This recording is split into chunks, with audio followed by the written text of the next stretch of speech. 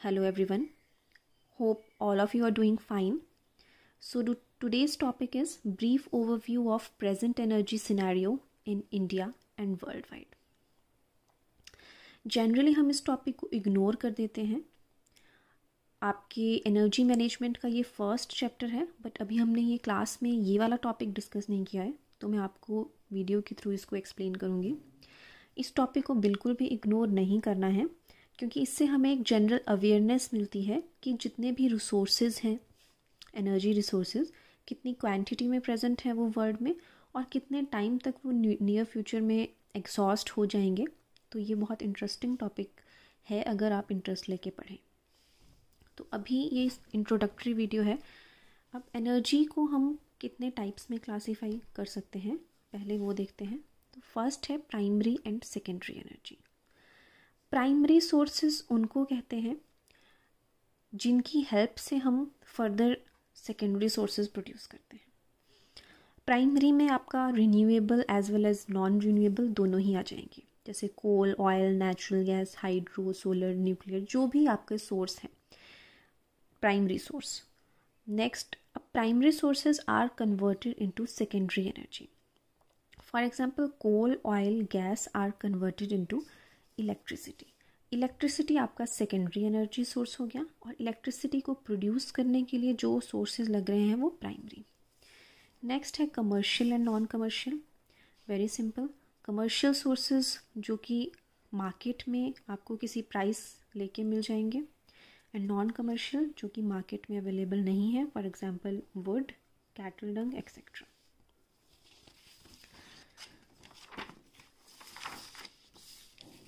Next है renewable and non renewable. Renewable sources जो कि रिप्लेनिश कर देते हैं नियर फ्यूचर में, दोबारा से आपको मिल जाएंगे, वो रीन्यूएबल हैं.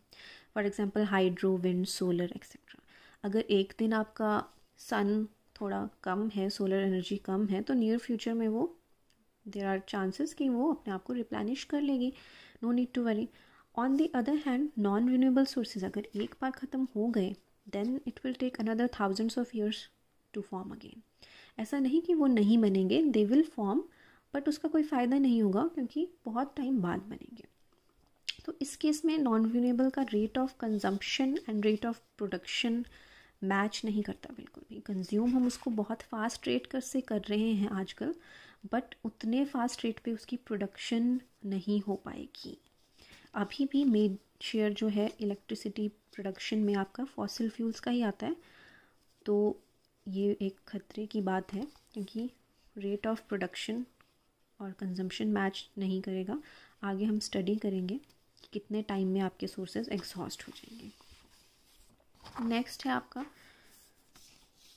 Reserve to production ratio.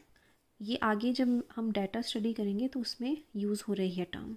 तो ये टर्म का मतलब क्या है, इसको R/P रेशो भी कहते हैं. It is the amount of non renewable resources expressed in years. सालों में अगर हम निकालेंगे कि एक रिसोर्स आपके कितने साल और चलेगा, तो उसको हम R/P रेशो से एक्सप्लेन कर सकते हैं. तो R/P रेशो है आपका नोन रिजर्व्स. नोन रिजर्व्स हो गए कि अभी तक जितना हमें पता है कि इतनी quantity of fossil fuel available है. फॉर एग्जांपल, अगर मैं ऑयल की बात करूँ, तो अगर मुझे पता है कि इतने barrels of oil at present nature में है, अमाउंट डिवाइड कर देंगे उसको अमाउंट प्रोड्यूस्ड पर ईयर. एक ईयर की कंजम्पशन से एक ईयर में कितना उसकी कंज्यूम हो रहा है वो उससे डिवाइड करेंगे, तो आपको अंदाज़ा लग जाएगा कि कितने सालों तक वो रिजर्व और चलेंगे. तो it helps in determining the future availability of the resource. इससे हमें फ्यूचर में उसकी हेल्प होती है कि कितने टाइम तक आपका रिसोर्स और आपको मिल सकता है. अब आगे डाटा स्टडी करने से पहले इम्पॉर्टेंट कन्वर्जन्स हैं कुछ जो आपको पता होनी चाहिए. फर्स्ट है 1 ton. 1 ton is equal to 1000 kgs.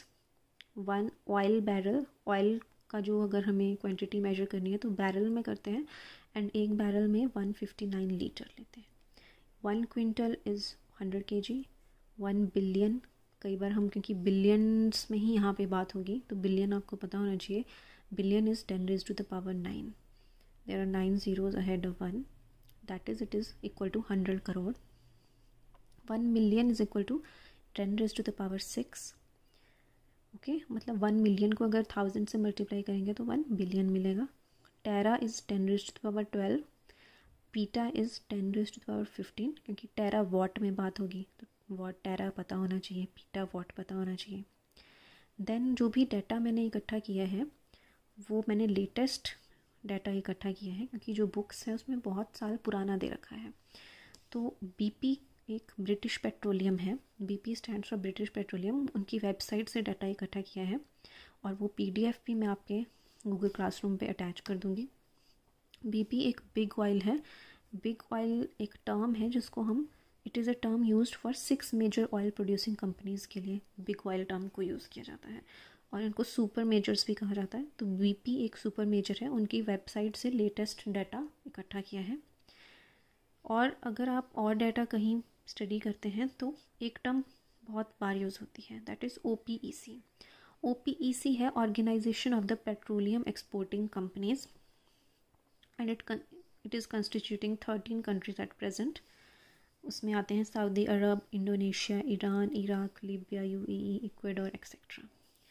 Next video में मैं स्क्रीन शेयर करूँगी आपके साथ बीपी की साइट से और उसमें हम करंट डाटा डिस्कस करेंगे. Thank you.